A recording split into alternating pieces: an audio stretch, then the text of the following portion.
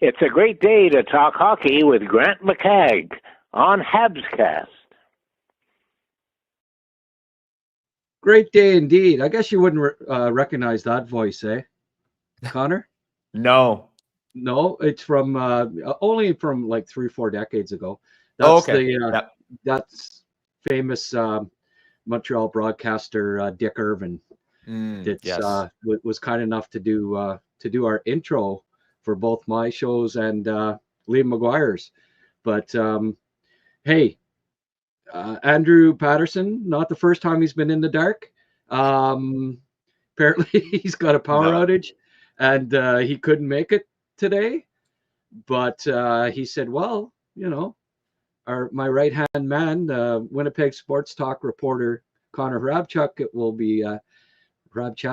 be happy to step in for him. So, hey, thanks for coming on at such short notice.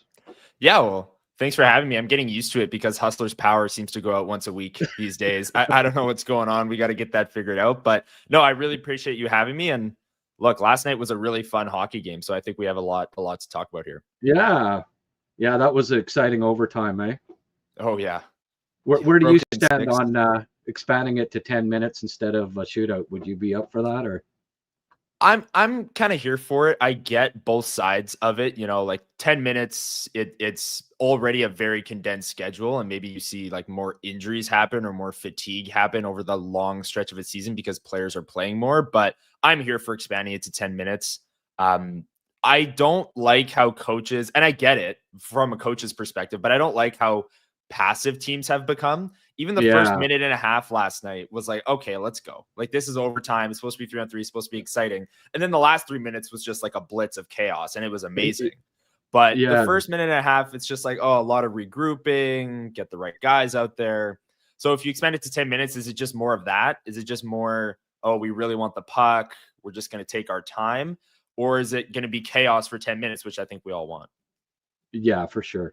No, that's right. I tend to forget that, the last 3.5 minutes were so exciting. You forget that the first minute and a half was kind of boring, but you get 10 minutes of it. Teams have to probably use a couple of more players. Maybe there's a little less of this regrouping thing, but maybe there'd be more. It's hard to say. I don't know. I'm old school. I was around for ties, and I didn't think they needed to, if it's still tied after overtime, the teams are tied. As far as I'm concerned, I'd bring back the tie, but I'm just not a, field goal kicking contest to decide a game and you get 2 points. Yeah. I think something has to change here, whether it's 3 points for a regulation win or bring back the tie or go 10 minutes overtime and then bring back to anyway. Enough of that. Yes, it was an exciting game. You certainly can't say, Winnipeg. I mean, at this time a month ago, Winnipeg was 3 points up on Dallas, and now they're 14 points back. Yeah. So it's safe to say that the last month has not gone well. And the weird part about that, too, is you got back Lowry in that time, did you not? And I thought that would help right the ship. And, hey, Hellebuck's out, but I thought Eric Comrie kept Winnipeg in the game last night. He didn't have a lot of shots on that, but about 10 of them were quality saves, I thought.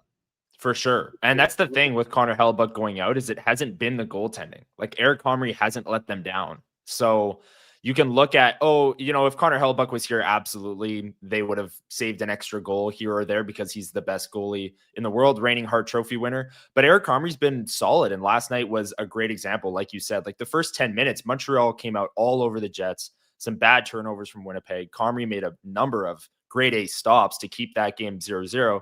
Jets eventually take the 1-0 lead. But yeah, this season has been weird. And the Sportsnet broadcast, I thought, did a good job of drawing the parallels between the two teams. Like Montreal and Winnipeg both got off to hot starts, both ran into some injury trouble, both sliding a little bit lately, needed that game. And Hustler actually yesterday said that game had overtime written all over it. Both teams needing a point, just get a point and then see what happens. And that ended up happening. But yeah, it's been weird. Like, they've gotten their reinforcements back. Obviously, they lost Connor Hellebuck, which is the biggest loss. but you got Lowry back, you got Sandberg back on the blue line, you got Cole Perfetti back. All three of those guys weren't there for the 9-3-0 start. And now they're worse at 5-on-5. They're generating less offense. There's more defensive breakdown. So it's kind of a puzzling season so far for the Jets. Yeah. Well, just from a distance here, I haven't seen a pile of Winnipeg games, but Jonathan Toews played 19 minutes last night, and honestly, I may have heard his name twice. He was he just was kind of invisible, and and I've heard that he's not. Hey, you missed 2 years or 3 years or whatever it was with long COVID. It's understandable that he's taken some time to get back in the swing of things, but you got to start looking at not playing him in the second line center spot, I think, and maybe easing back his ice time a bit. What I think is you're really missing Appleton in the bottom six, and you're really missing Ehlers. Obviously, he was a mainstay on that second line. It didn't matter who you put out there with them. You had Ehlers, you had a key piece. And I really think that the club is missing Appleton in the bottom six, and Ehlers especially in the top six. What are your thoughts on that? Yeah, I think you're bang on. Like, Nikolai Ehlers, I think, is the biggest loss from the offseason, of course. And look, the Jets don't have a second line right now. When you talk about, yes, they got Lowry back and Perfetti back and Sandberg, they lost Hellebuck, but right now, this team is not getting any secondary scoring. Their top line is going, and last night, I'm sure you were watching, Grant, Connor, Scheifele, and Velarde. They looked great when they were out there. They scored twice. They're generating offense. Everyone else is not generating offense. Everyone else is not scoring right now. You brought up Jonathan Toews. He's on pace for 9 goals, 28 points over an 82-game season. Like, it just and it's maybe not fair to evaluate what he's done on the first couple of games here, because maybe he'll knock a little bit of rust off after taking all that time off, but it doesn't seem as if he's gradually improving as the season goes on. He'll have a pocket of games where he looks great, and then a pocket where the second line won't score at all. They're getting caved in their own end, all of those things. So you were hoping that Jonathan Toews could come in and immediately be a second line driver, but whoever they put with him on that second line, it seems to be that line is not scoring. They're not defending very well. Like you said last night, I heard Jonathan Toews' name once or twice as well, and I was locked in on the Jets. So yeah, like, this team is having a real issue scoring in their bottom 9, and Jets fans will joke, like, what other team in the league has a bottom 9? Like, you have a top 6, bottom 6, but like, the Jets quite literally have a top line and a bottom 9 with how things have gone so far this season. Yeah, for sure. Are they the oldest team in the league? They are. Yeah. Yeah. Okay. And Montreal's the youngest, so it was kind of, it was kind of a dichotomy there. Yeah. The contrast with having the oldest team playing the youngest. But I mean, Winnipeg, with a little luck, could have. Well, obviously, it went to a shootout, so it could have gone either way. But they played a half decent road game last night, I thought, and 31 shots on net. But it was. What do you think of the Canadians after seeing them last night? How would you what are your impressions of the youngest squad in the league? Yeah, I've thought, my impressions on Juraj Slafkovsky have been, I was waiting and seeing. I know Montreal is an impatient market in terms of, guy was a number 1 pick, maybe started his career a little bit slow, got the big contract as well. I was really impressed with how he played last night. And yeah, like, Nick Suzuki, Cole Caulfield, Lane Hudson, Noah Dobson, all of these super talented players that can move the puck up the ice. That's what I came to expect with the Habs, and that's what they brought. And I can, they're banged up. They're really banged up. I was looking at their lines before, and it's just like, you're looking for Newhook, you're looking for Doc, you're looking for Line A, you're looking for Reinbacher. Is he a regular when he's healthy? I don't even know. But like, you look at their daily face-off lines, and they're just a pile of injuries right now for this team. So I can understand why they started hot. Now they're sliding a little bit. I know the goaltending has been a big issue as well for the Canadians. Dobish, I thought, was solid last night on the second night of a back-to-back. So I don't know. I expected this young, fast team that played off the rush and generated a ton that way. But I actually came away impressed with Slafkovsky in particular, because I thought he protected the puck very, very well in the offensive zone, made some nice plays. Demidov, he's going to be a star too. So I don't know. This team is like, I feel like they're going to be awesome in 5 years, but they might be awesome right now too. That's kind of my impression with the Habs. Yeah, well, they've got great young talent, under 25 talent, and the future looks promising pretty much from here on in. There's a couple of holes to fill, but they've got the young assets to make deals, and a couple of vets would help supplement the youth. In Winnipeg's case, though, like what's Cheveldayoff do here? Like, does he try to fortify the lineup? Being the oldest team in the league, picking up a couple more veterans probably doesn't make sense. So he's kind of got his hands tied here, I think, and he's got to kind of hope that just the team comes out of it. Jonathan Toews gets going. Like, what are the other choices for Winnipeg right now? And this is the $1 million question that we're covering like every day on Winnipeg Sports Talk, because you can call up some young, exciting talent from the Manitoba Moose, and there are first round picks who are playing on the Moose right now. And, Brad Lambert in particular is a fast player that, when given the opportunity, might be able to score. So do you call a player like him up? Do you make a trade with the season kind of hanging in the balance here and Connor Hrabchak not being back for 3 weeks? That, I think, is an option too. But like you said, bringing in another veteran or another middle six vet isn't really going to change much. I mean, they brought in Gustav Nyquist. He hasn't scored a goal yet in 20 games for the Winnipeg Jets. He hasn't scored a goal, and he was a healthy scratch last night. He didn't play.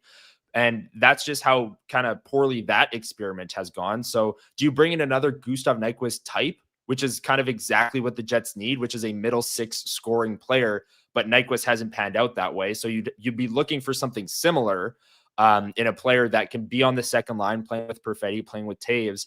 But I don't know. This is a question that we're monitoring kind of every day, because if they've lost 6 of their last 7 games now, if they continue this slide, their season might be over by the time Connor Hrabchak comes back. They might need to pass 6 teams in the West to get into a wild card spot for the privilege of playing the Colorado Avalanche, who never lose. Like that might be where their season's at by the time Connor Hrabchak comes back. So if trades are available, I think Kevin Cheveldayoff should and is calling, but it's a weird spot right now with it being so early, but Hrabchak being out another 3 weeks.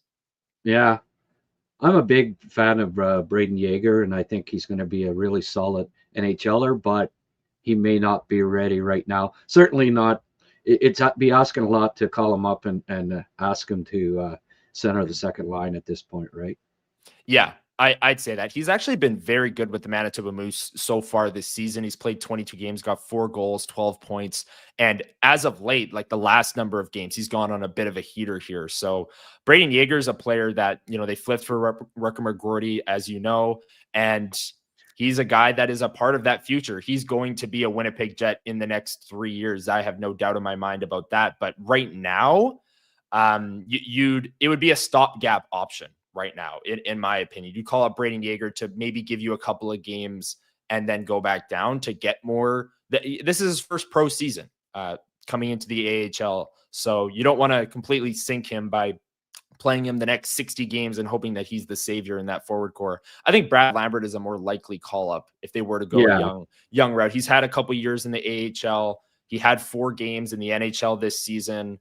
And there are just a number of veterans right now playing big roles that aren't scoring and not going. And you can't really have that. Yeah. You've got like Gustafsson down there. Walker Dewar. Yeah, he's been on a heater too with the Manitoba Moose as of late. He's a possibility to get called up. But it's tough. I think you have to hope that these guys get it rolling. Now what did you think of them having the meeting after the game and that? Do you think did they play better than they had been last night? Yes. Okay. For sure. Yeah. And the players only meeting, like they had to play better, right? If they got ran out of the building again, that would have been, panic button, hit it. Like, the season is in free fall, all of those things. But they needed to have that players only meeting. On this 5-game road trip, they haven't played up to their standard. That Buffalo game was kind of a culmination of things where, again, the entire bottom 9 no-showed offensively. The defense core was turning the puck over all night. Buffalo had a number. Scott O'Neill said after the game they had 9 odd man rushes, Buffalo, and scored off of 4 of them. And that was pretty evident. Eric Comrie got pulled at the end of the first period. So just nothing went right. I know Buffalo was playing, inspired because it was Josh Norris's first game back and he looked really good for Buffalo, but that was just not a performance. The Jets snapped a 4-game losing streak against Nashville, then went into that Buffalo game, and you're hoping they could build off it. And maybe that could be not a turning point. You're not hanging banners for beating the Nashville Predators, but be a stepping stone to be a little bit better every single game, right? And that just was not the case. So I liked the players only meeting. I think it needed to happen. I do think they played better last night and the effort was better, but still the same issues that have been plaguing this team are still the same issues. I mean, there were too many defensive turnovers. Like I said, the entire bottom 9, once again, no offense. So the issues remain the same, but their effort was better last night for sure. Yeah. There are a few first rounders on the Moose, as you say, but none of them are having like breakthrough offensive seasons, right? Typically you call somebody up that's about a point per game or better, and typically it's at least one of the several first rounders that you have on the Moose. But there, Colby Barlow in particular, 5 points so far this year as a top 20 pick, I believe he was. Do you follow the prospects fairly closely and the Moose and stuff? Yeah. Barlow, the question mark with Barlow in his draft year, I mean, he had such a fantastic draft year, right? It was hard to pass on him given his stats and accomplishments. But, NHL scouts, like I have a background in scouting. I used to scout with the Canadians, and my brethren in the scouting world said he's like, he already had a beard. He could grow a beard when he was like 17, right? One of those kids that matured early. And you wondered if there was going to be a lot more improvement from a physical standpoint in his game between the age of 18 and 21. And I think that's ended up coming to fruition. I don't think he ever matched his point totals goal totals that he had in his draft season, the rest of his junior career. And now he's struggling at the AHL level to produce. So what are your thoughts on Colby Barlow? Yeah, Barlow for us here in Winnipeg, ever since he got drafted, what we've been watching for is like, okay, we know he has the ridiculous shot and he can rip one-timers from the circle in the power play. And that's something that is an asset. Like Kyle Connor just got $12 million in the NHL for being an incredible goal scorer. Like he can make the NHL based off of having an incredible shot. But the rest of his game was like, okay, we need something else there. And it wasn't really there in junior. Like you said, yeah, he had 46 goals in his draft year, 40 the year after, 32 last year with the Oshawa Generals. So a little bit of a down year and kind of trending in the wrong way, which is not a good sign. And then he comes to the Manitoba Moose this year. And we talked with him throughout training camp when he was playing with the Winnipeg Jets. He was kind of a preseason breakout for the Jets, actually. He scored in a number of preseason games and people were thinking, oh, he's making the pro leap. Is this, an opportunity for him to knock the door down and be on the Winnipeg Jets to start the season kind of thing? They ended up sending him to the Moose. And yeah, it hasn't gone great. I mean, 5 points, only 2 goals in 22 games for a guy with an incredible shot. You'd like to see him. It's not use it more, but it's get open to use it more. I think that's another thing for Barlow is the skating, the ability to find pockets in the offensive zone to use that shot has been a struggle for him. So he absolutely needs to be a lot better. It is his first pro leap in his first 20, AHL pro games. So hopefully the next 20 go a little bit better here, but he cut a lot of weight in the offseason. He slimmed down. He told us reporters at training camp that was planned. The Winnipeg Jets talked to him about that. They wanted him to cut weight, get faster, get quicker. He did look faster and quicker in preseason and looks faster and quicker with the Moose, but it's still just not really translating to production quite yet. Okay. Well, that was something. He was always a bit stocky, and his skating has never been great. Now, without the weight, sometimes, when you're 20 years of age, losing weight isn't what usually happens. It's the other way around. Mm-hmm. Is he finding it maybe not having that extra weight, maybe not winning as many puck battles as he did in junior? And the pro game, you're up against men, right?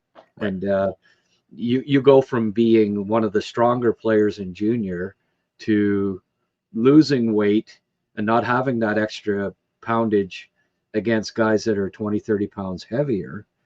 There's probably going to be an adjustment period for him as well in getting used to pro strength, right?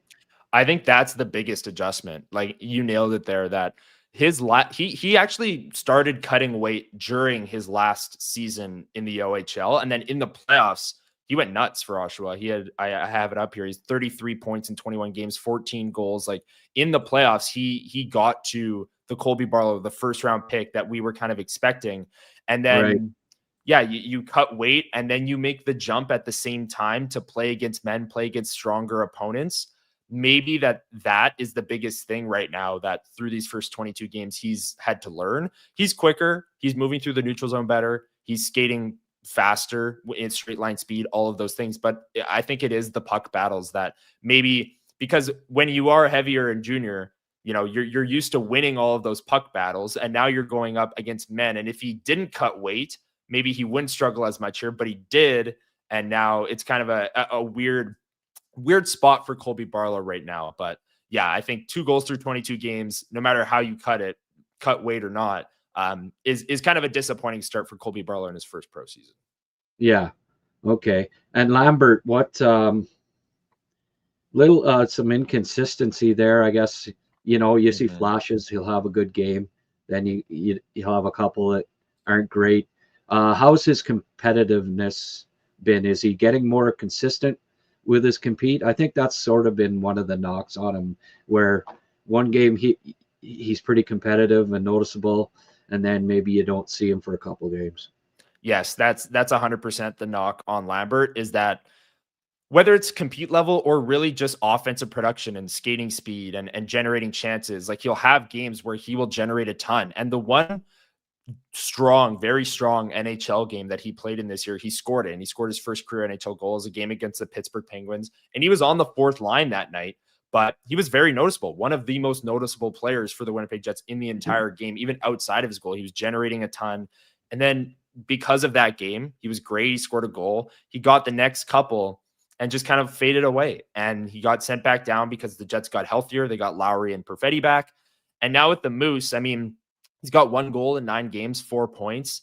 He's got that inconsistency where he'll have a really strong game and generate a ton and then kind of fade away for a few more and all of that. But I don't know. I mean, he's 21 years old.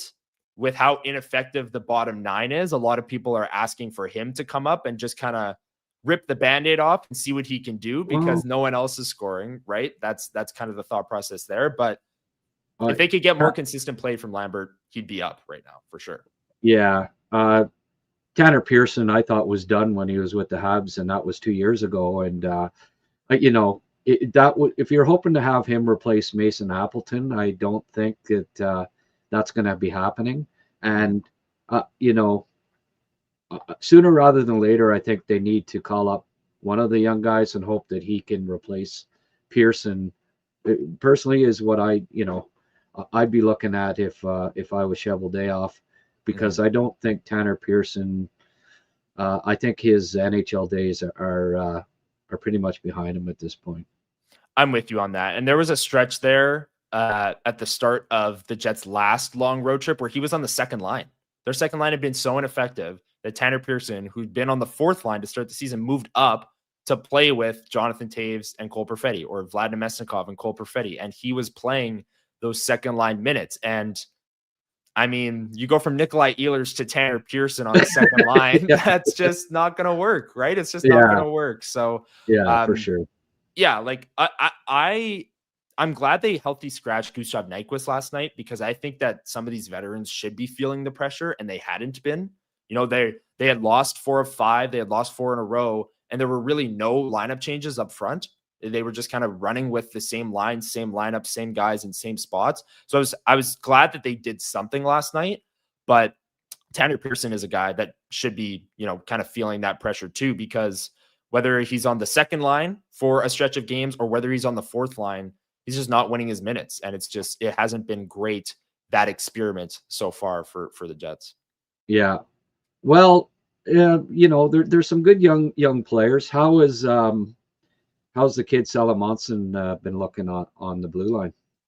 Yeah, so it's funny because I think he's the Jets' best prospect, forward or defense, definitely defensive prospect, and he's up with the Winnipeg Jets right now, so that's how they view him too. But he'll have 3 or 4 plays in a period where he's incredibly poised with the puck.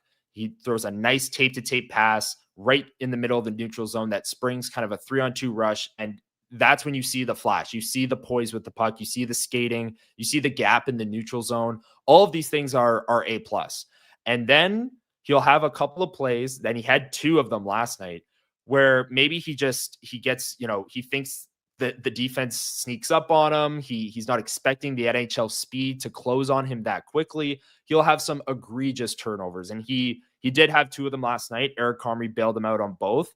But if he's given a run of games here where he gets 10 to 15 games and gets his feet wet in the NHL and limits some of those like catastrophic mistakes in his own end, there are some real flashes there for him being a really strong player that fits into the Jets system. Like, the Jets are great at clogging up the neutral zone and playing that defensive structure. And he can really skate and he can play physical when he's at his best and can move the puck up the ice and all of these things that the Jets aren't getting out of their third pair, whether it's Luke Schenn, whether it's Colin Miller. They're not getting it from those guys right now. So if Salamonson is given a run of games here, I think he could end up being a very strong option for the Jets this year when most people expected him to make that leap next year. Okay. Logan Stanley, I've always never been a big fan, to be honest with you. Is he playing a little better this year? I've noticed a couple of offensive forays and stuff. I don't know. Is it? Is he getting any better? Is he getting any better in his own end? Like, he's playing more confident. Yeah. Okay. Well, last night was I'll call it a vintage Logan Stanley turnover where he was right in the front of the net and lost the puck, and it was a great A for Montreal. And it was like, wow, that thank you, Eric Comrie. But he's playing more confident for sure. Offensively, he's taking, you know, more risks with the puck on his stick. He's shooting the puck more. He's scoring more goals. He's got 3 already this year. And what the Jets wanted to see, and I think what fans wanted to see from Logan Stanley, is earlier on, you know, we all know that he's 6'7", he's huge, but he never really played like it. He wasn't throwing big hits. He wasn't standing up for his teammates if someone got hit, all of those things. This year, he's playing a little bit more confident. He's thrown some big hits. He's standing up for his teammates. He's fighting when the situation calls for it, and all of those things. And then in terms of actual like hockey things, with the puck on his stick, he's playing more confident. He's cut down on the turnovers, although last night was rough for sure. But look, he's on pace for 28 points, same amount as Jonathan Taves on the back end. So he's been better this year for sure. Okay, well, 6-7 guys, and we've seen it with a lot, and especially defensemen. Yeah. Sometimes it takes to your late 20s before you're really truly comfortable. The Canadians had one that they drafted in the first round, Jared Tenorti, who never really got it together. He just couldn't handle the foot speed at the NHL level, and until he was like 27 and on like his 3rd NHL team, and now he's playing fairly regularly. Maybe the stubbornness is finally going to pay off and not admitting that they made a mistake by trading up to get him as high as they did in the draft. And maybe that patience is finally going to start paying off for them. Yeah. For years there, it looked as though they were, suffering from a sunk cost fallacy just year after year playing him. And it was like, okay, what are we doing here? Like what, like we're just waiting, and it just never was really happening. But this year, I think he's earned to be an everyday guy on the third pair, at least so far. And we'll see how the next 25 games go for the Winnipeg Jets, of course, but he's playing more confident. He's cut down on the turnovers. He's hitting more. He's standing up for his teammates. And hopefully he can continue to limit the egregious turnovers, because that has been what has plagued him, in my opinion, throughout his career. Like, he's always going to struggle with the foot speed. He's not the fastest guy, but he can make up for that with some physicality and clearing the front of the net and all those things. But when the forecheck is getting to him and he can't beat it, and the puck is going right to a Montreal Canadiens player on their tape in the middle of the slot, like those are the issues that we've brought up with Stanley over the years. So if he can continue to limit those, he should be an everyday guy for the Jets. Okay. Well, I saw that over and over again in junior, like his draft year, and I did not have him ranked as a first rounder. I said, you're making the pick based on his size more than anything, And sometimes, sometimes that happens, that guys get overrated because they're big, and but you have to be patient with the big guys, and Winnipeg has been more patient. I don't know any team that would have hung on to a guy that long, but they did, and it looks like it might finally, the scout that picked him can finally breathe the sigh. It might result in him being like an average third pair guy, that's what it ends up being. Right, yeah, right. I'm not saying this is the coming of Logan Stanley, look out NHL, but the next Zdeno Chara or something like that. But maybe he can, be a regular with Winnipeg in the future and not hurt them. Right. So Lowry getting in the scrap with Jack-Eye last night, I had a little discussion with Liam last night in the post game, and he said, Lowry's not in Jack-Eye's class as far as a fighter goes, but you know what? I've seen Lowry, like he's fought Ryan Reeves. I've seen him fight Zadorov, like some big guys, and do quite well actually. And I think his fighting ability is a bit underrated. What are your thoughts on Lowry as far as being a fighter goes? He's certainly got the size. Oh, yeah. And I think he's better than what he showed last night. I'll start there. I think Jack-Eye got the best of him last night. I think that was a tough one. He couldn't get his arms away from Jack-Eye. Jack-Eye is probably, I don't know, the best fighter in the league, or one of. So that's a big step up. But Lowry's definitely got the fighting skill, and he's not afraid to go up against the best fighters in the league either. You talked about Ryan Reeves, Arbor Jack-Eye last night. Like, he crushed Alex Carrier, and the puck wasn't even at center ice yet, and it was Remy at the boards, and both guys had their gloves down. He was ready to go. Like, he never backs down. And I love that. And there's also the discussion when it comes to captains around the league. Like, would you want your captain to fight and be kind of that emotional leader? Like Connor McDavid's not fighting after he throws a hit or something, right? But I like when a captain throws a big hit and fights and gets the team going. And coming off of a players only meeting, like, he's not, you can't back down in that scenario, and he didn't. And again, as a fighter, as a skill of fighting, he's much better than what he showed last night. But I like the fact that he doesn't back down from even the best of fighters around the league, and will throw a massive hit when needed. Yeah, for sure. No, I consider him to be one of the better, there's only about 5-10 super heavyweights or whatever you want to call them in the league, and maybe he's not quite in that class, but he's in the next tier as far as I'm concerned. There's not, the game's changed a lot over the years, and there aren't many of them, but I love Lowry's as a captain, and have the highest respect for him as a character player, and fully deserving having that C. That's why I've been, of all the guys that you named that came back, that's the biggest surprise to me is with Lowry back in the lineup that they've gone into the tank like this, because I really thought that he would help keep things rolling. And hey, they can still get things turned around. Is it even a consideration maybe of having him centering the second line? It definitely is. Yeah. And at times last year, he was, he would always get listed as the third line center just because Nikolai Ehlers he and did Cole play Perfetti second line at times. but he did.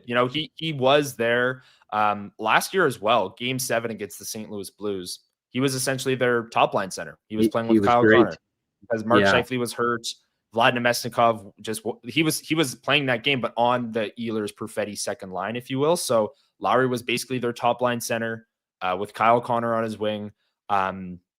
This has been another massive discussion or talking point in Winnipeg over the past number of weeks with the Jets, going on this slide. It's like, okay, the top line is rolling. That's great. But what good is it if the rest of the lines aren't going? Do you break up that top line? Has been a big, lightning rod. Half people say yes, half people say no. I'm currently in the camp of yes, break them up.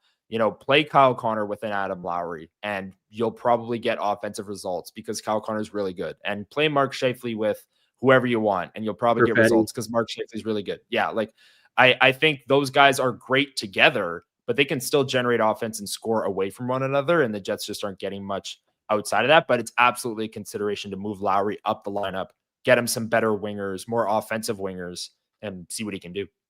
Yeah. Well, I think right now he's more effective than Jonathan Toews, and so you really have to consider it, especially with the slide they've been on, right? If they can't, the call-ups aren't there, they aren't ready to come up and help fortify the top six. I think you gotta shuffle things around, right? And that was the other thing I was going to ask you. Maybe break up that top line. You got everything, it loaded, and then you don't have.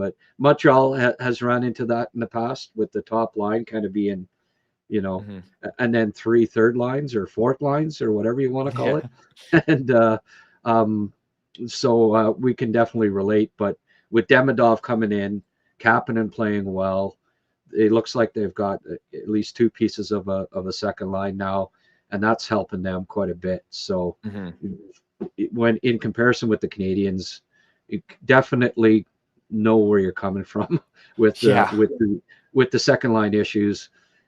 Ehlers, it was going to be tough to re-sign him. It's too bad. I've been Jets are kind of been my second favorite team over the years. So and the girlfriend actually cheered for them when Erik Karlsson got traded from Ottawa. She said, "That's it. I've had enough with the Senators," and she became a Jets fan. So we watched the Jets all the time, right? And I always kind of cheered for them. Underdog. All those years with Hrabchak and stuff, and never, and having to play behind Calgary and Edmonton powerhouses, and having good teams, but never getting a sniff of the cup. And then the new incarnation with promising teams, but never quite getting over the hump. I've always root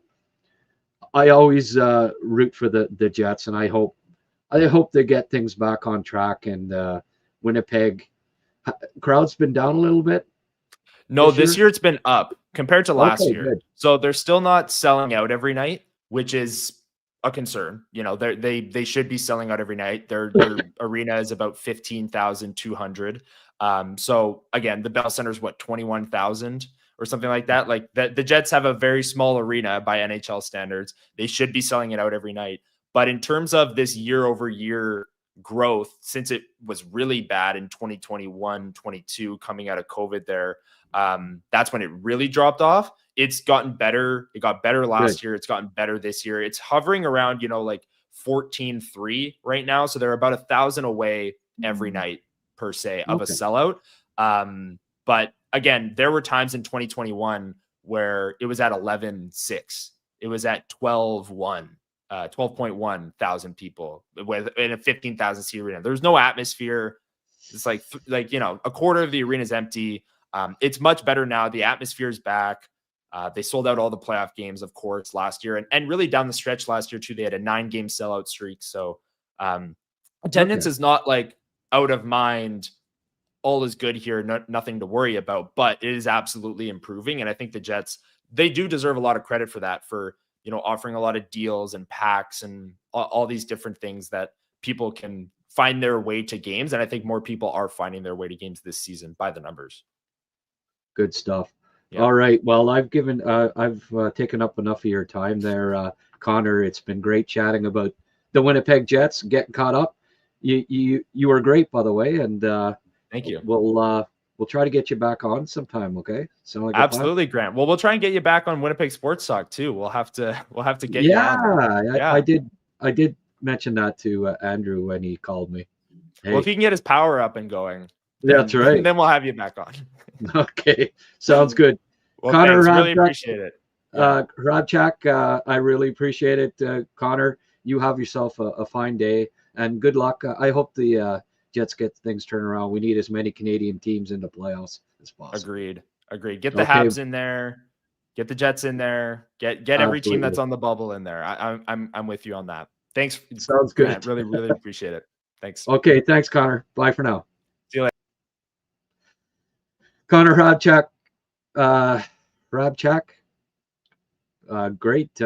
Hey, kid's got a future in the business, doesn't he? Really good chat with him there.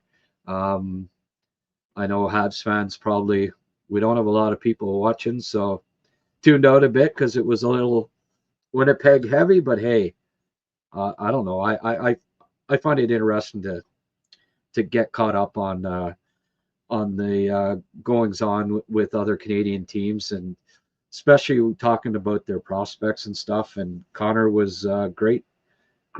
So special thanks to him for jumping in at the last minute to replace Andrew, who is having some power issues.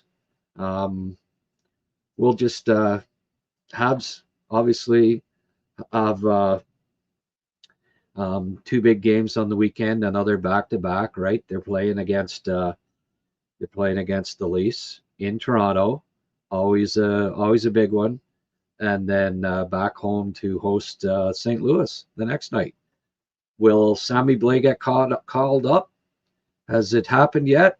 I don't know if has there been any news. I had to go to an appointment this morning and then right to this, so I haven't been online. But if there's been any happenings in Habs world as far as players up or down or what have you, feel free to let us know here in the live chat. If you're watching on X and you want to come on, we don't have very many people here in the live chat right now. We could use a little more participation.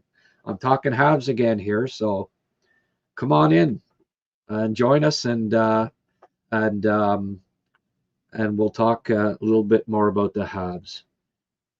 Let's see what we got here. The standings after last night. Washington, 6 wins in a row. They're rolling. Ryan Leonard. Hey, now you know why I had him top 5 in the draft, in his draft year. He 4 points, 2 goals, 2 assists last night. Ovi still friggin' scoring the goals. Friggin' guy, he's never going to stop. He can barely skate anymore, but get him the puck and it gets in the net, eh? Tampa finally lost one there, but it's still pretty tight. Montreal is 3 points back of Tampa for first place in the Atlantic Division.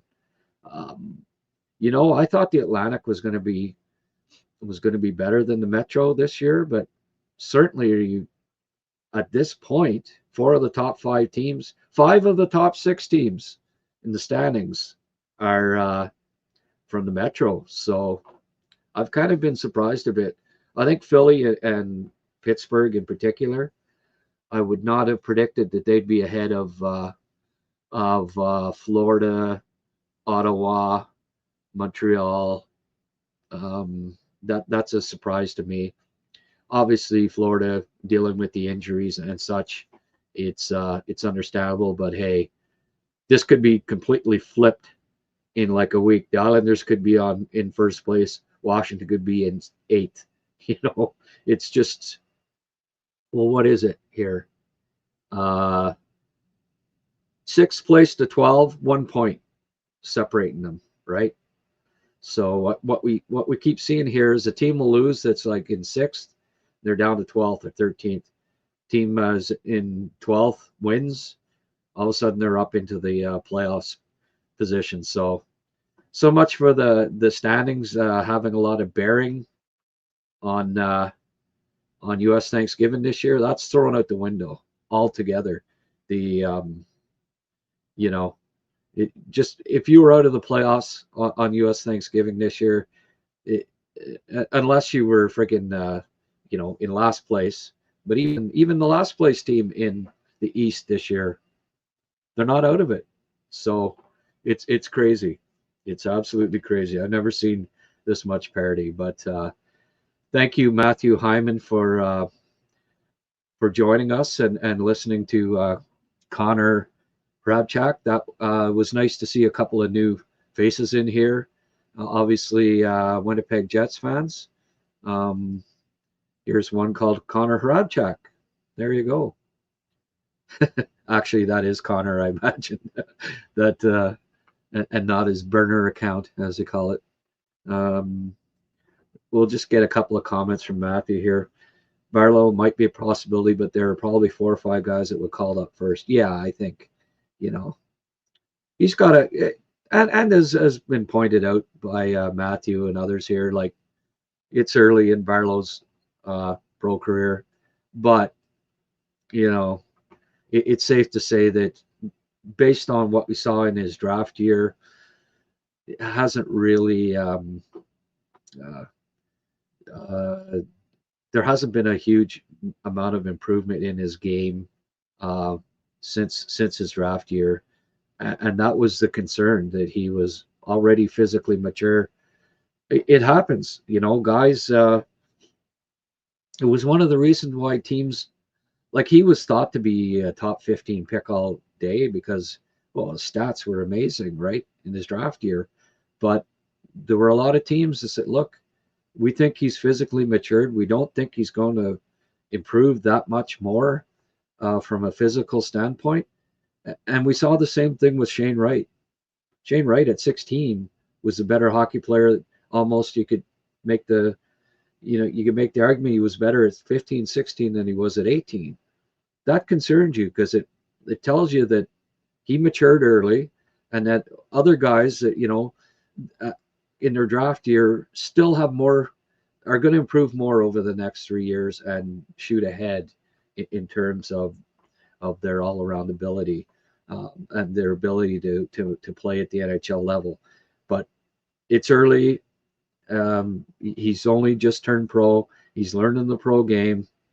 He'll have to, you get lighter, but then you got to get stronger again to play against men, and he'll get it all balanced out. One more good year off-season training, maybe get a little bit of strength back, or gain some strength, lean out even a little more, and I'm sure next year, if not later this year, he'll start to figure things out at the AHL level too, because he's certainly got the shot and the smarts to be a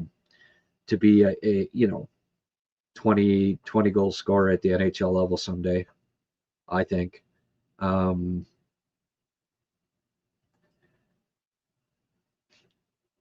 How about taking back Laine? Pierre Gingras was asking Matthew, and he said that's an interesting one. Some fans I know love Laine and would take him back in a heartbeat. Others a little more unsure if he was healthy, he'd help. Yeah, but also, like, I don't know, Scheifele's still there. Was there not friction between those two? I think maybe it was more of a Wheeler, but hey, they're not kids anymore either, right? They're safe to say both have matured some. Hey, who knows? Maybe maybe he would. Oh, Flyers fan Greg is back. Good to see you, Greg. Thanks for popping in. Did you notice that you're not blocked anymore?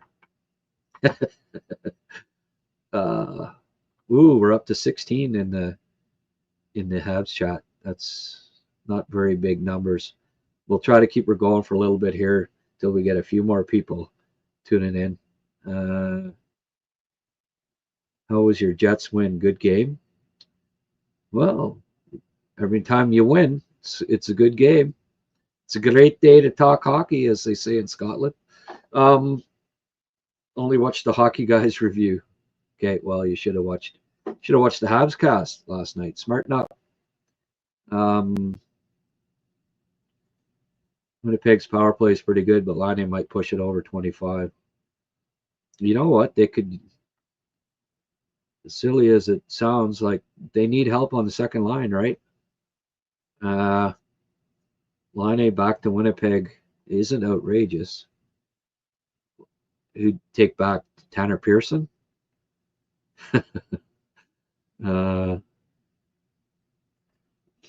We had a little watch party for the game last night. It was fun despite the loss.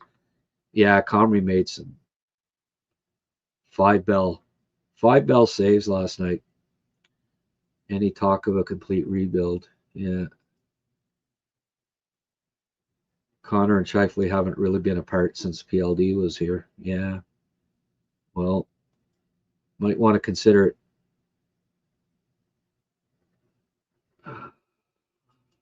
Yeah, I don't know. If you want to blow it all up, you're going to get fans.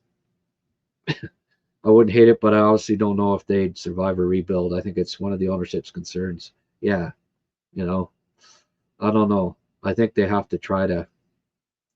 I mean, you got Hellebuck, you got Scheifele, you got Connor, Morrissey. That when you've got an elite core like that,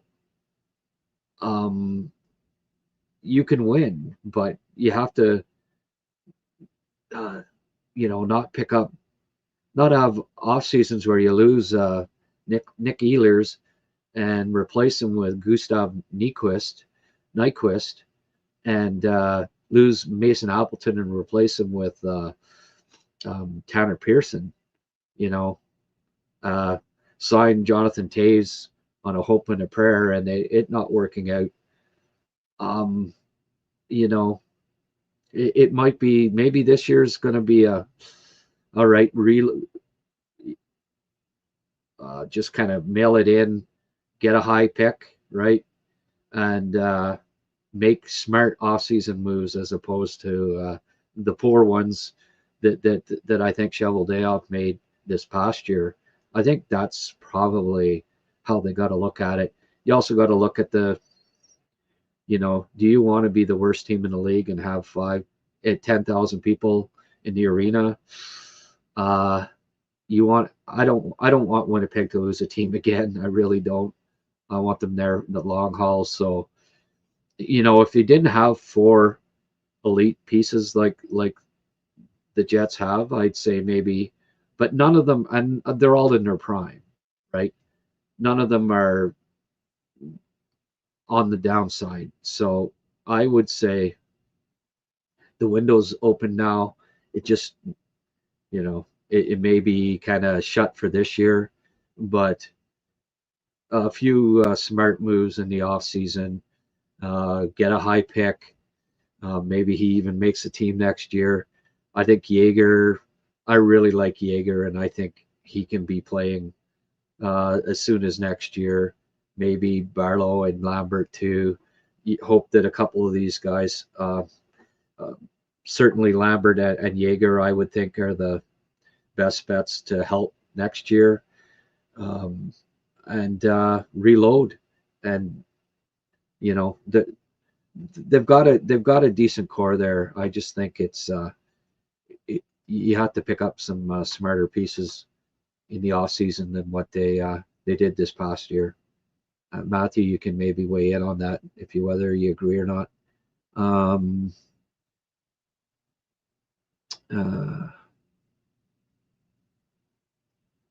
Thanks for having Connor on. I might not have found this show otherwise. Hey, Matthew. Hey, I hope you you come by more often. We try to, as you notice, we try to interact with the live chat here. What the fans are saying is important to me, and you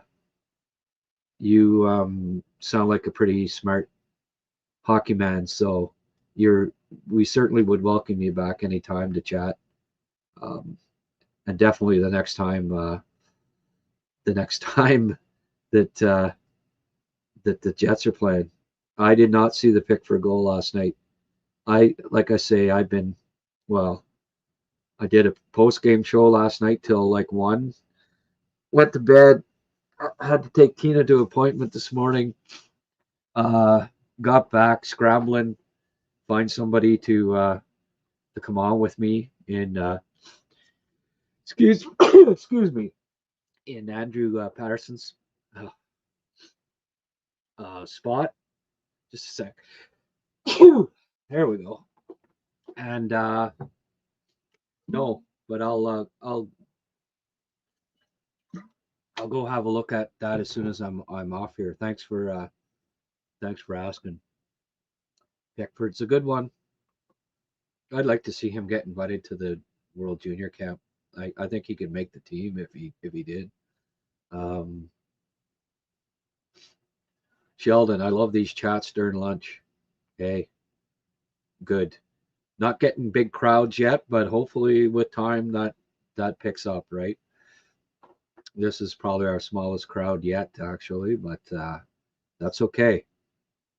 Keep doing it. Keep pumping them out there, and they will come eventually, right? Scott Powell. Great show, Grant. Hey, Scott, you're always very kind. I appreciate the compliments. It's appreciated. How impressive was Timo Solani's rookie year? It was a lot of fun watching him. Yeah. 76 goals. Yeah, that wasn't bad. Timo was a special player. There's no doubt about that. Great player. Hard no to Pearson. Well, yeah, but you know, who cares? Like if it gets rid of Laine's contract, right? You got to take something back, some kind of crap back to get rid of. Would you prefer they give up their first round pick and a lot for them to take Laine? So, you know, get an asset and they throw in Pearson or something so that there's some crappy salary coming back, and then you just buy him out or friggin' send him to the minors or sit him in the box. So it wouldn't have been to pick up Pearson to put him in the lineup. That's not where I was going with that, Pierre. Ed Tamboni, who drives a Zamboni. You think any team will be interested in picking up Laine at the deadline? Would anybody want him? Yeah. Well, maybe Winnipeg. This year is still so wide open. Would the Flyers attempt to deal for Quinn Hughes or Rasmus Dahlin? Well, Frig, the Flyers, hey, we were just talking about it there, Greg. I mean, would you have predicted that they'd be sitting in 4th right now? You got to like it. The Talk It Rocket, 4 wins in your last 5. Less when the Flyers are in the playoff spot, there's less whining about the coach being out to lunch because Michkov's not playing 30 minutes a game, eh? Seems to know what he's doing. I don't know. The Flyers have, like, they've got Drysdale and they've got York. Do they really want another offensive defenseman that's under 6 feet? I mean, obviously Quinn Hughes is a different level than those two, but I don't know that that's necessarily a fit for them. Buffalo's not trading Rasmus Dahlin. That, that's not that doesn't make any sense that they would do that. Buffalo might trade some players, but it's not going to be Dahlin. I mean, he's got a decade of being a great defenseman ahead of him here.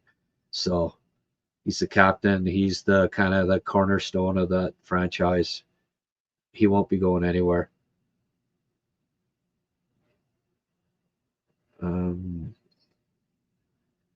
I met Solani and got a couple things signed during his rookie season. I was at a pharmacy and not many people showed up. His rep took a Polaroid. Hey, that's going back a piece. Okay, Matty. So you're not a young lad either. If we lose the Jets, they'll never come back. Oh no. Maybe they need a better GM. Well, I mean, at some point you look at changing GMs, but small market, not a lot of extra cash. He's dealing with a smaller budget. Players not wanting to necessarily stay in the past. I think Cheveldayoff, for the large part, has done a pretty good job. Billy Meltzer, yes, we're gonna get Billy back on here next time. Do you know when the next time Habs are playing Flyers? Because I'll definitely get Bill back on. Could you imagine if the Habs signed Vladar? This guy's the only reason the Flyers aren't in the basement. Yeah. No, he's been really good. I don't think Vladar was on the radar. Excuse me a sec here. All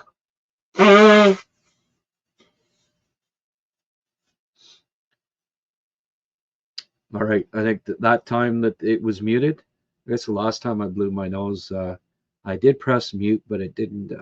Somebody informed me that it didn't get muted. Ed, I'm warming up to Joe Veleno. Last few games, he's looked okay, throwing hits and winning some face-offs. He's improved. Absolutely. And I warmed up to Texier last game. I was ready to throw him out to pasture, and he actually didn't look too bad on the second line.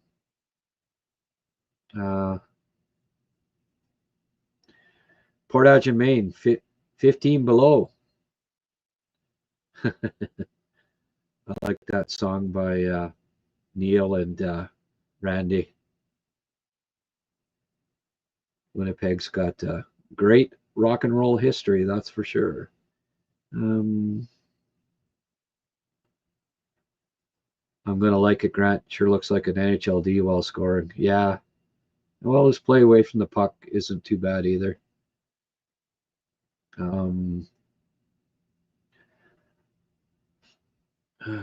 Provide zero offense. Yeah, but fourth line center, Montreal, look back over the last 30 years, Pierre, how many times they've had a fourth line center that, didn't provide a lot of offense.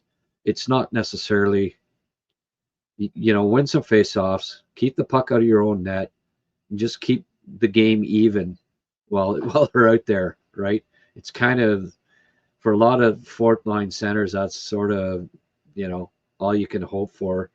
No, he's not providing much offense, but he's important. He's been winning faceoffs. He's killing penalties. He's not been on for a lot of goals against. And sometimes, when you're right now without the depth, like if everybody was healthy, and okay, Veleno, out of the lineup or whatever, but they're not. And, is Florian Jacquet ready to play fourth line center in the NHL? I don't think so. He's not. He doesn't have the skating pace at this point. Is Jared Davidson? No, he hasn't played center since he was a pro. Texier? No, he hasn't played center for 3 years. So what are the options right now? Veleno, fourth line center, not hurting the team. He's competing. He's winning faceoffs, killing penalties. So right now he's got a spot in the lineup. Keeping his seat warm until some of the prospects come back. It didn't mute. Well, why did the thing turn red? Okay. Well, I'm going to have to mute it.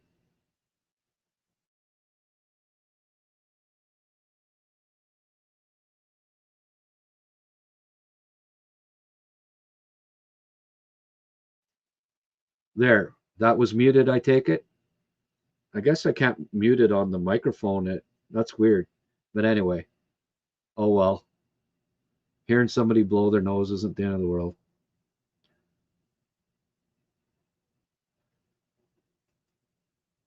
You dropped a lot of crumbs showing you're a music fan. Yes, I am. Veleno has skill, but I don't see fire in his eyes to do better. Ooh. Gotta have that fire in your eyes. Johnny Golden. Oh, a few of the lads are showing up here. Even a small winning streak can vault you up in the standings. Yeah, that is true. Grant Veleno is -10. -10. The old plus minus stat. Oh, well, that tells you everything, right? Really? Trot out a friggin' plus minus stat? Are you watching him or not? Is he killing penalties? Is he winning faceoffs? Hey, he's just helping keep the ship afloat right now. I'm not saying he's a star, but we're talking about the 12th forward. Just, hey, tell me the better option right now, Pierre. Who's better to play fourth line center on the team right now? You don't have a better option, so it's the way it is. Montreal's got a negative goal differential. You think he's the only guy on the team that's in the minuses? What's Jake Evans like? Those guys, not easy, especially Veleno. He's been asked to go and play against, play it friggin' against some pretty good lines too. It's not like he's always lined up against the fourth friggin' line here. You can only go a few days, Pierre? Then you got to get, and you don't drop a subject either. You keep arguing about it. Oh, well, we still love you, my friend. Joe Veleno.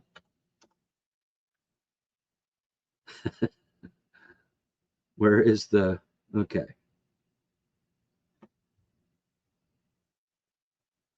Where's the team here? Montreal Canadiens. Josh Anderson, -11. Jake Evans, -15. Joe Veleno, -10. So, hey, it is what it is. Do we take off Anderson and Veleno? Evans is almost 50% worse, plus minus. So, what should we get rid of both Evans and Texier and put what? I don't know. Call up Laurent Dauphin. You think you see the bad minus number with those guys? Does Grant have an email? Yes, I do.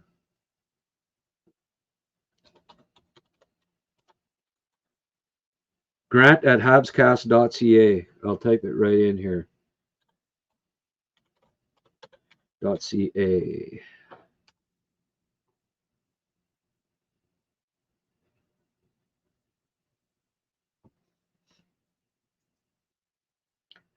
Give Pierre a 10-minute misconduct. Oh, Pierre and I get in some healthy debates there. Since the Habs podcast, Dvorak has been helpful for Zegras to continue to be aggressive and not worry about his defensive liabilities. Do you think he would still be helpful to the 2025 Habs? Yes. Yeah. You know what? They've needed Dvorak. Because you know what? If they had Dvorak, you know who they wouldn't need centering the fourth line? Pierre can answer that question. Yes. Dvorak, left-handed center, win faceoffs, contribute some offense, kill penalties. They've missed him. They've missed him and Armia, actually. But you can't keep them all. You can't keep them all.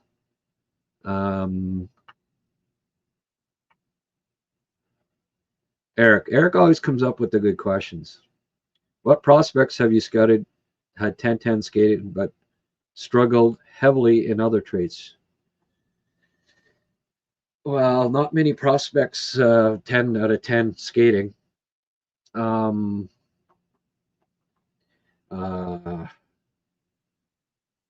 Potter would be kind of almost sort of fit that description. Obviously it's a little early, right? He was only drafted last year, so we'll see. Owen Tippett, well, that's not a bad, that's not a bad. Obviously, Alex Newhook to a certain degree. He's a hell of a skater. Rico Fata back in the day was the kind of the consummate. He was a poster boy for great skater, no brain. Picked 6th overall, and kind of busted Calgary pick, busted at the NHL level. You gotta bring more to the plate than just being able to skate. Hockey IQ is kind of nice to go with the skating, right? Josh Anderson, I don't know if he'd be 10. A 10 out of 10 skater would also mean agility. I think, as far as just straight ahead speed goes, Anderson's a 9 or a 10. But when it comes to rating skating for the draft or whatever, you sort of have to combine different elements, right? And I wouldn't call Josh a great lateral skater, to be kind. Tim, I did put up my email there if you wanted to get in touch with me. Has Beck progressed at all?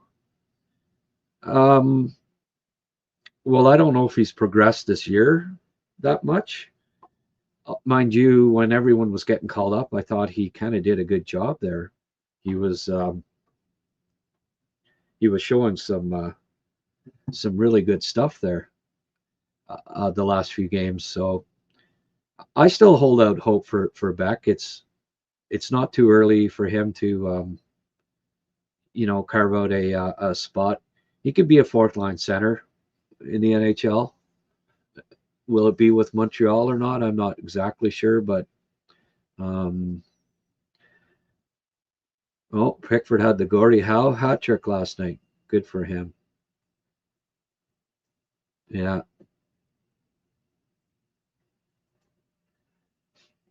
Dvorak's paid too much. It's only 1 year. Really, for all he's doing, no. 3rd line center is one of your top 10, one of the top 10 pieces on a team. So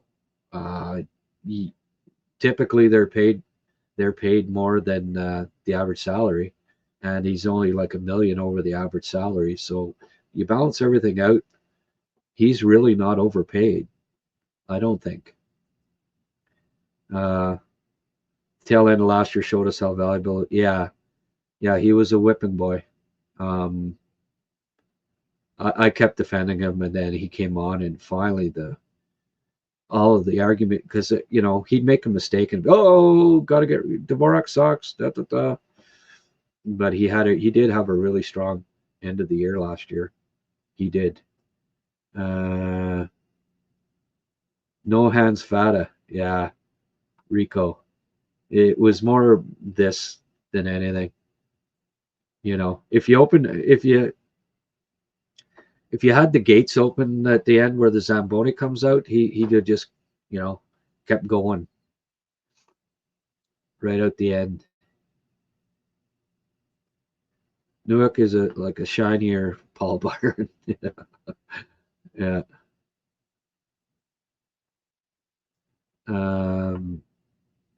Yakupov? No, his skating wasn't 10 out of 10. No.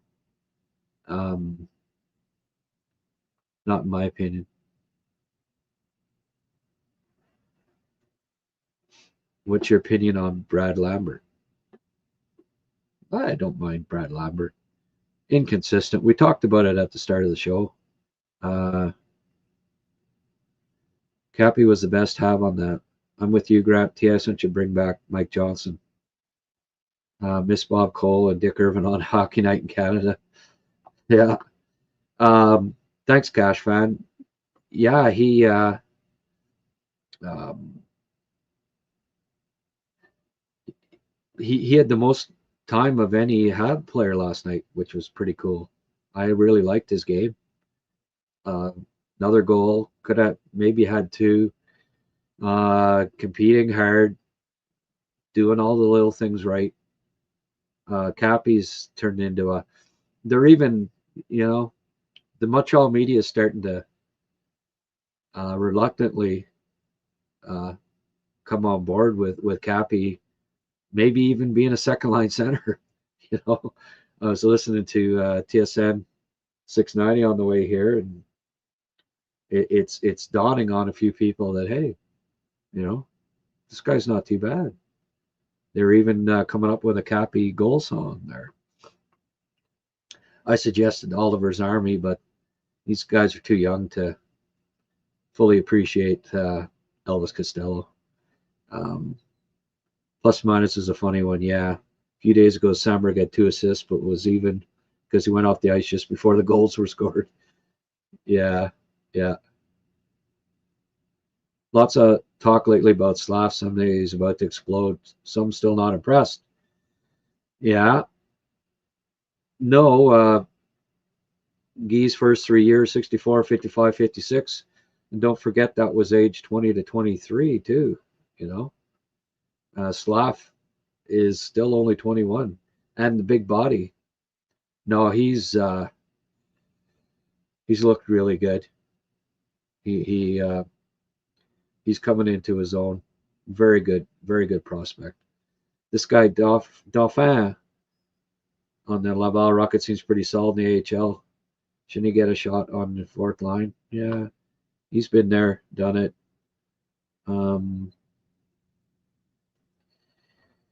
Maybe. Dauphin's kind of a tweener. Think Thorpe will get a look, or will speed be his Achilles heel? Big body can wear people down. Oh yeah, he's just a young guy. Big body, like these guys take time. That when you're 6'5", unless you're like a Malkin or superstar Eric Lindros, you're not playing till you're 22, 23 in the NHL as a rule, or at least not playing, effectively. Slav again, first overall pick, right? An exception, but he's not even 6'5". Thorpe's going to take time to grow into his body. His speed's not bad. No, I don't. For his size, he's not a bad skater. He's just got to learn how to play pro hockey. It'll take time. Get stronger, get experience. I think this year is kind of his, look at Jared Davidson's first year in the AHL. He hardly played. He was like spare, and he got a few points. Second half, he started to get a little playing time and started to produce a bit. Then the next year, he was quite good. Now, this year, he's got call-up. Thorpe, this will be his training year, right? Training wheels come off next spring, and you watch, he'll be I expect Tyler Thorpe to be a good player at the AHL level next year. But frig, he's just out of junior, just just only becoming an adult now, and it'll take a little time. He'll have to grow into his body and all that stuff, coordination, you know. But I think he'll be a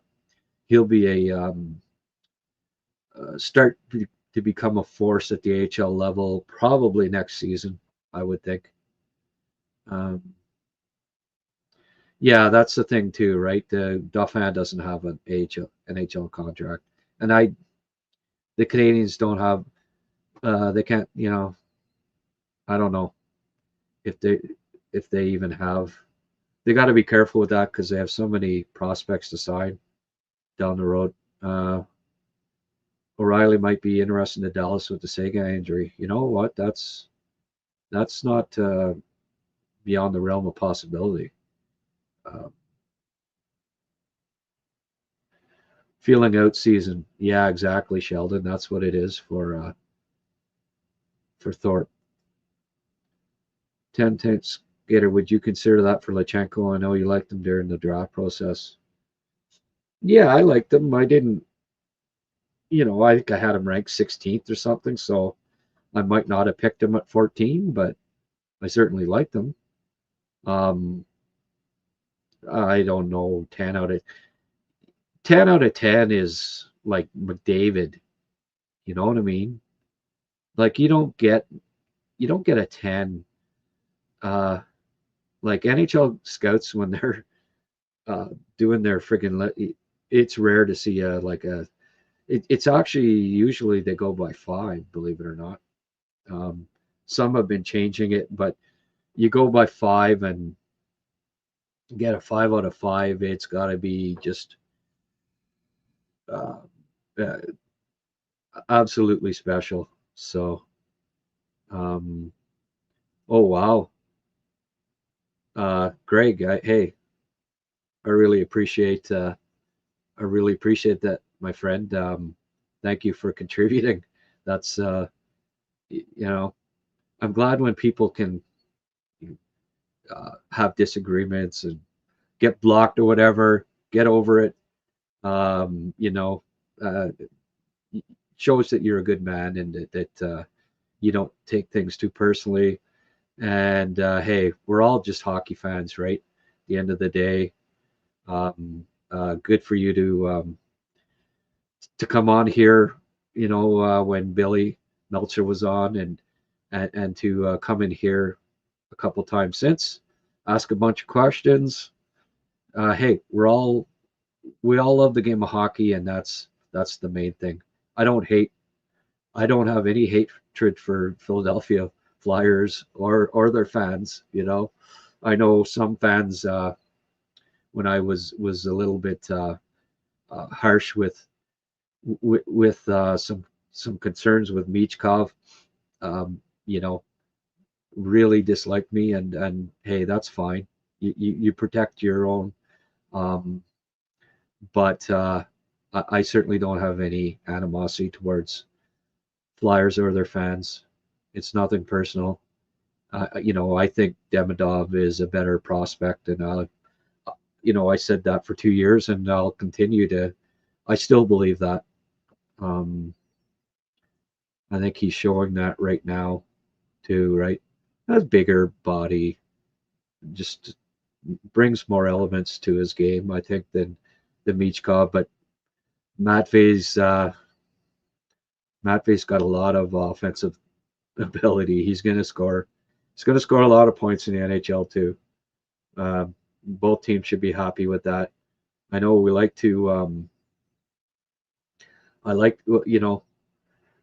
We like to chirp back and forth as fan bases about this prospect, that prospect. Like even Seneca, all of a sudden, like I put something out there, and then there's a couple of Ducks fans. Oh, Seneca will be better than Demidov, and if he is, he is. He was right. He was picked 3rd overall, and Demidov was picked 5th. So if Seneca ends up being better than Demidov, and that's that remains to be seen. It's their first year. he was supposed to be. He was picked third overall, so you can't worry too much about the other team's prospects, I don't think. Just like Cam York, I'm glad Cam York is having a solid breakthrough season this year, because the chirping that Montreal Canadiens fans did, I never did, ever chirped about that. There were sound reasons why Philadelphia picked Cam York.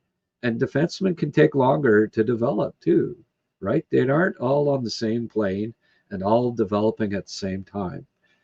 A 5'7" forward is going to be more like a smaller, skilled, goal-scoring NHL forward is typically going to be ready faster than an offensive, a puck-moving, undersized NHL defenseman. Take a little longer, and York took longer, but now he's 25 minutes a game, something like that. That's a valuable piece for the Flyers. So I think a package just arrived at the door.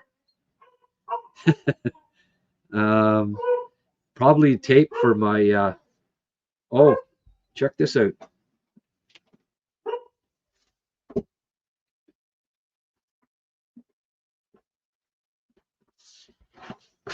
Got a new banner.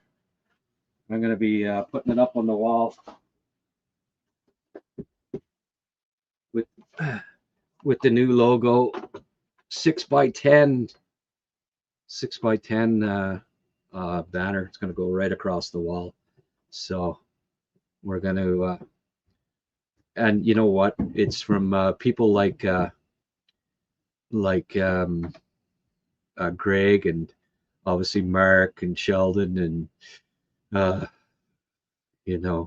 all of Francois, all the guys that have been contributing. It's made it possible for me to upgrade. That'll look and it's got a gray background, so the light won't reflect off it as much. It's going to look a lot more professional, and I couldn't have got that without all the contributions I've been getting from people in the live chat, and I really appreciate it. No, not all the money's gone towards my post-game beer that I crack open as a kind of a tradition. So thank you very much, folks, and that's hopefully that's the tape, and I can get it up on the wall there, and it'll, there won't be, as this banner, unfortunately, as you can see, you see some wall, and it's not quite as professional looking as it could be. So we got ourselves a 6x10. I actually had to cut a foot off the top. It was too high, but you can't get custom size, or it costs you way more. So I got a 6x10, cut it down a bit. It's going to fit right in the screen perfectly when I'm doing a solo and look really good. So I'm looking forward to having that up in time for the next podcast. But as I say, the people that either became members here or that have been contributing, donating cash here on a regular basis, it's all because of you that I'm able to do this as often as I do, and that I'm able to upgrade the professionalism, you could say, and I really thank you very much. Sheldon, yeah, your regular toonie. Thank you, my friend. You've I think contributed more than anybody else, and it's great. Your pint is now covered, Grant. Yeah, well, you say that these contributions have helped, and Pierre, you did too. Obviously, you paid me for a year. Well, you're calling it a lifetime, but we'll renegotiate that down the road. I'm almost 50, lifetime Habs fan. Demidov is by far the best prospect I've ever witnessed come to our system. Yeah. I said it like since Lafleur, as far as I'm concerned. Or, well, I don't know. Kapanen, I think, would be. No, just kidding. I don't know by far the best, but certainly in his draft year, Doug Wickenheiser, I mean, the Canadians ruined him. He was a special talent, and the Habs completely dropped the ball on that. But since Lafleur, there hasn't been a more skilled prospect come through the Habs system that, and that's pretty special, right? And that was what, 55 years ago. So hi sir, little scouting report on Texier, please. Oh, go watch the start of our show last night. You'll get a good rundown. Oh, I don't know. I mean, he skates well. He's 6'1.5", like he's got fairly long reach. He can make some plays. He looked good. The thing is that he looked good with Kapanen and Demidov last night. And I mean, you should. They're really good players, but he seemed to fit in with them. I think the speed aspect that he brings, it worked with Newhook, and they kind of been looking for that since, I mean, obviously Slav worked with him too, but wanted to get him back up on the top line because Bolduc just not first line material at this point. But hey, he can make plays. Smarts aren't too bad. Kill a bit of penalties. He gets sticks in lanes. Reads the play fairly well. Can relatively intelligent player. Doesn't hurt you out there, I guess. Like, I mean, a couple of games I wasn't crazy about him, but last night he looked good. So it's too early, ask me this question in a couple of weeks, because we've kind of seen two sides of Texier so far, and I'm not really sure yet. Can he be consistent? Can he, if he keeps up his play like he did last game, then he's better than I thought he was the first few games. Still not sure about how he wasn't as soft last night, so that's a good sign, but I'm still not sure about he's certainly not a physical player. I almost enjoy seeing Toronto lose more than I enjoy seeing Montreal win. With that said, sportsmanship is an important part of sports. Even Philly deserves to win a few games once in a while. Yeah, but I don't want Toronto to lose all the time. I don't know about you, but I'd prefer that Gavin McKenna's not playing on Matthews' wing next year. I really don't think I want to see that. You know what I mean? So lose, but not all the time. I've got almost 20 years on you. My favorite Hab was JC Tremblay. Yeah, JC was a, you know what? I looked at it a 60 game from 65 not that long ago, 1965, Toronto, Montreal in the playoffs. And I recall the last couple of years of JC's career in Montreal. And then I remember him playing for the Nordiques, obviously, in the WHA. But I kind of thought of him more as a puck-moving offensive defenseman near the end of his career. But he was that playoff series. I thought he was the Canadians' best defenseman, and his defensive game was better than I had previously thought. He was JC Tremblay. You could make an argument for him justifiably being in the Hockey Hall of Fame. It's not going to happen now, probably, but he's not someone that far off, and they tend to not include WHA stats, and I don't know that that's fair because it's not the NHL Hall of Fame, it's the Hockey Hall of Fame. And Tremblay was a force in the WHA. When you look at his complete point totals in the era from where he played until he finished, you know, there weren't many. There was Orr Park, maybe Solomon Robinson, but they didn't play in the 60s, right? Like very few defensemen from like 1960 to 1980 had more points than because don't forget, before 1970, the points totals in the NHL weren't very high.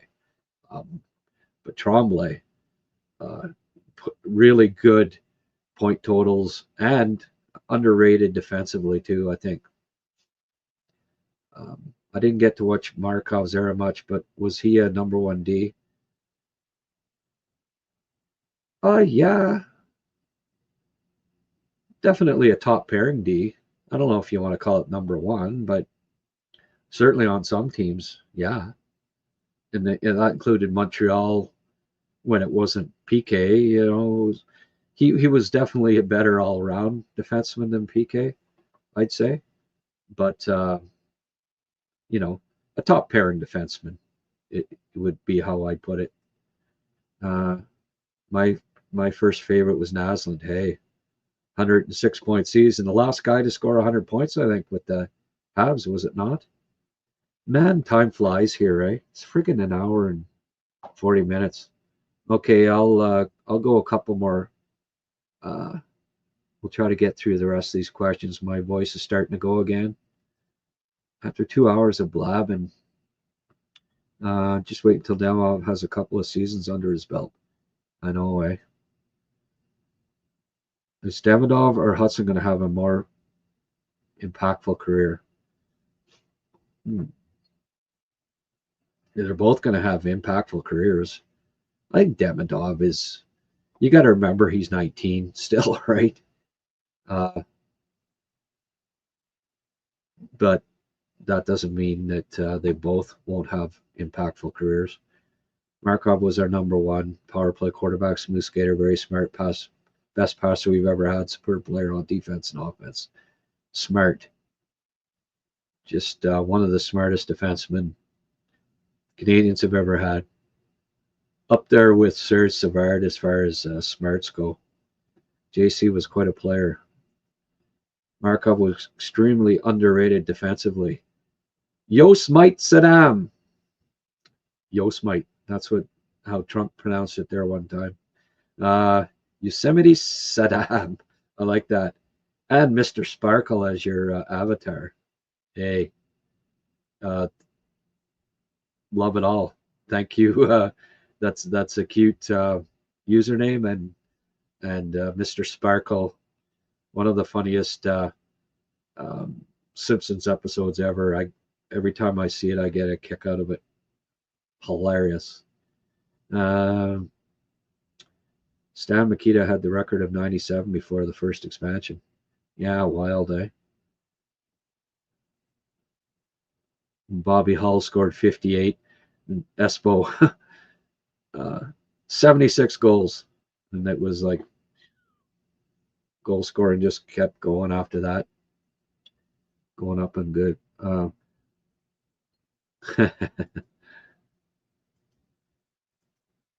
How good was Desjardins? Oh, he was good. You know, I'll admittedly didn't hate that trade when it happened. I mean, Recchi was a multiple 100-point scorer, but as time showed, that trade was not, you know, if the Canadians could have kept Chelios instead of Savard and not traded Leclerc and Desjardins, whew, they'd have had a hell of a team the rest of the 80s and early 90s, that's for sure. Or sorry, the 90s. I mean, Chelios played till he was 45. Chris Terrian raves about him. Yeah, well, Desjardins was was something else. Why are they keeping Texie in the lineup? Hey, Tyler, and setting Florian back down? Because he actually did something last night. He was quite good on the second line. They look good together. Arguably the best line on the ice last night, and he made a lot of good plays. Florian, after his first game there,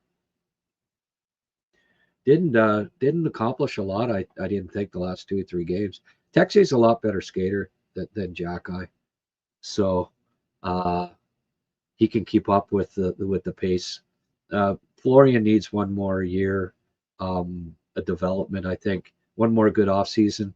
Come back next year, fight for a spot in the lineup. High hockey IQ can take you a long way. Hallelujah.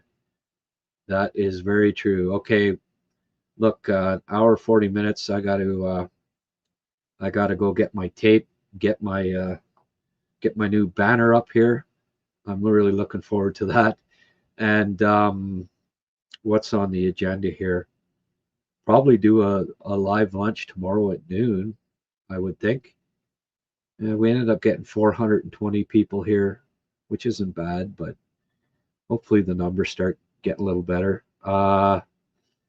Thank you, Eric. Always great questions you ask. So yeah, I don't know if Eric Macramel will be around tomorrow. I'll see for a noon live lunch, but we'll try to get on here again tomorrow at noon, and then after the game Saturday night for sure. Oh, I've got a Hrabchak video, Philip Hrabchak.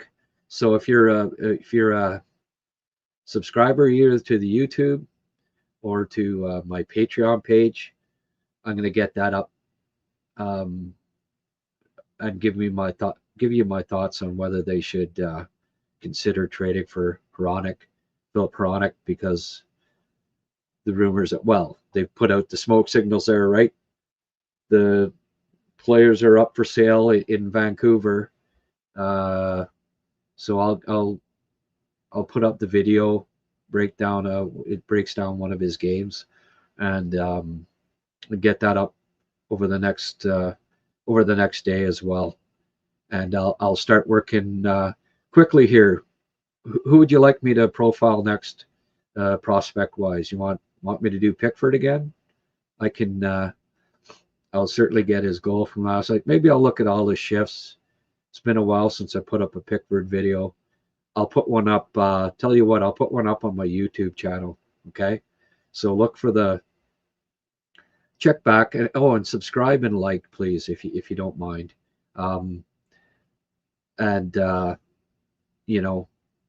Check back on my YouTube channel, and sometime over the next day and a half, by tomorrow night, maybe today, I'll get up. I'll take a look at Pickford's last game, get it up, put up I'll have my freaking new Habs banner, HabsCast banner up there, and we'll look sharp. Okay, folks, thanks for tuning in, and hope to see you tomorrow. I'll confirm it, but probably do a live lunch tomorrow at noon. All right, and tied with Rick Green. There you go, former first overall pick. Okay, guys, have a good one. We will hopefully see you tomorrow. Bye for now.